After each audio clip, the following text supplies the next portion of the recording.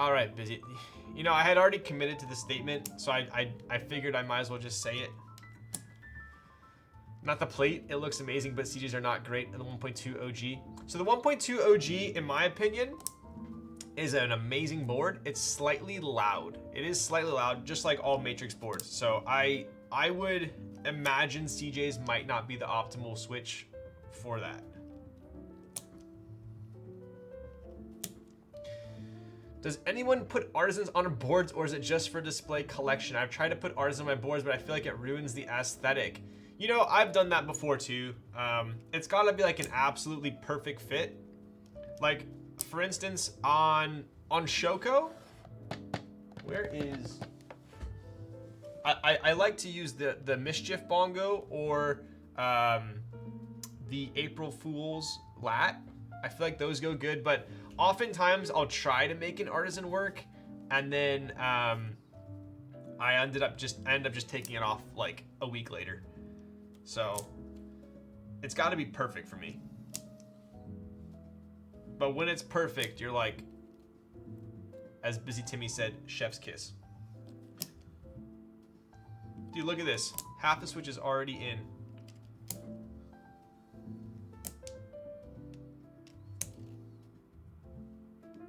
We're zooming. Joke's gonna be on you guys when I build 2 boards in 3 hours. Don't look at me. I'm busy building.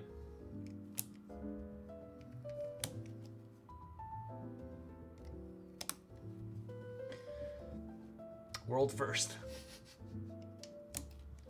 Artists belong in a nerd nest, right? Exactly. Exactly. Whoever said artisans were for boards, dude?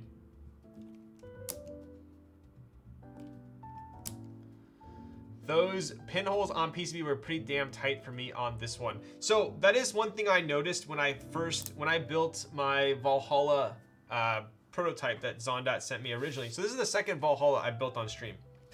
The first one I did, the solder holes are, I would say, slightly smaller in diameter. I personally love this for soldering. I find it maybe is like slightly more difficult to desolder because like it's so tight on it, you got to make sure you get the entire solder back. But that is something I noticed as well. But it's not doesn't only pertain to this keyboard. I have built tons of keyboards with this same diameter. Do we not have enough switches? Does this board... My goodness gracious. I don't have enough switches.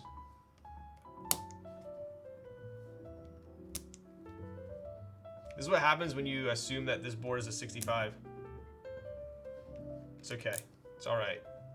Good thing it's a personal build.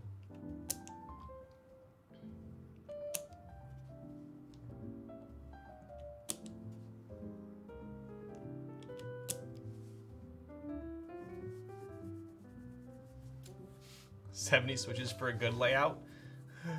Noxry Sims rise up. Yo, what up, Gordon? Really happy the build came out good. No way in hell I'm going to be able to desolder it. Damn. Okay, so let me grab. I think I got. Oh.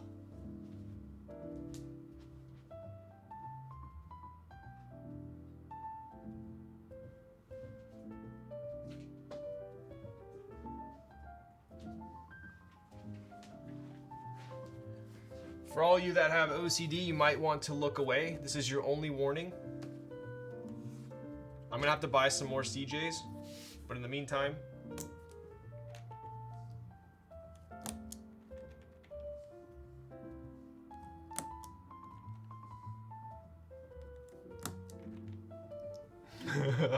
what are the CJs lubed with?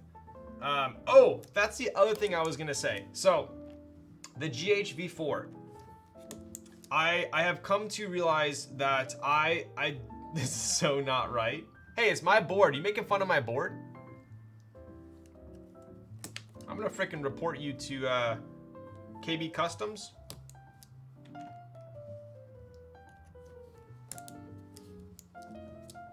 All right. I really hope you promise to swap them in the future. Yeah, for sure, for sure.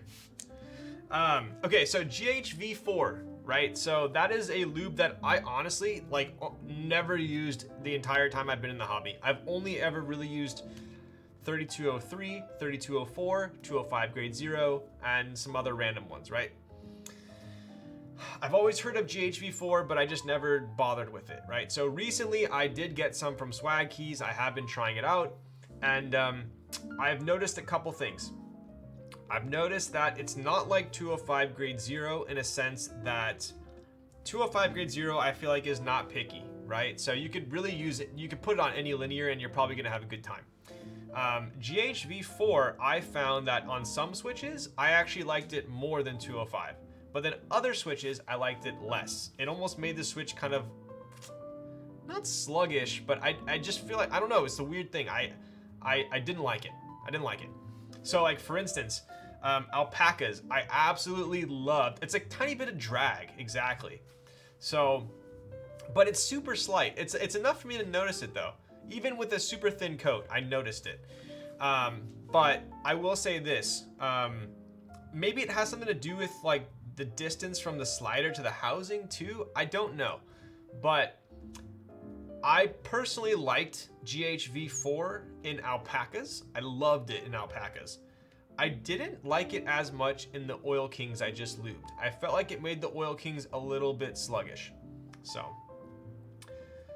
it's all preference until it goes against my preference, yo. Reminds me of IKEA? Exactly, there we go. That was my goal. Do you recommend spring swapping the alpacas?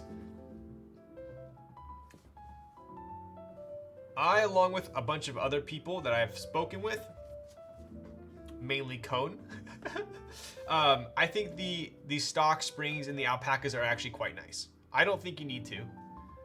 Or maybe that was the Popu. Anyway, I like the stock alpaca springs. I do, as long as you're okay with the weight and the actuation and whatnot, right?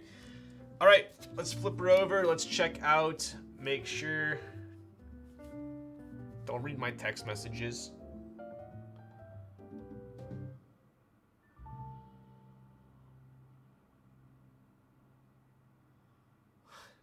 All right, just making sure I'm not in trouble. All right, looking good here.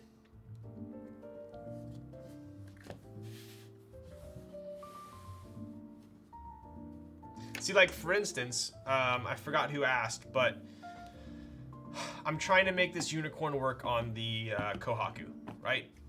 It's a very close match, but Toko is slightly more in the beige, creamier direction on the alphas. This unicorn is definitely a white on black unicorn, right? So I think it looks good, but I know in a week or two, I'm gonna be like, that's gonna bug me, and I'll probably take it off. So to answer your question, it's gotta be a perfect match for me, right?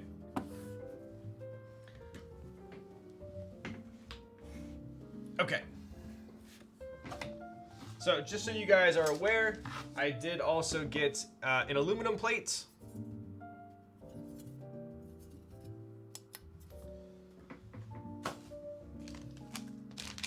And a spare PCB. So maybe at some point, if I want to switch it up, I don't have to desolder this one, I can do another build, right?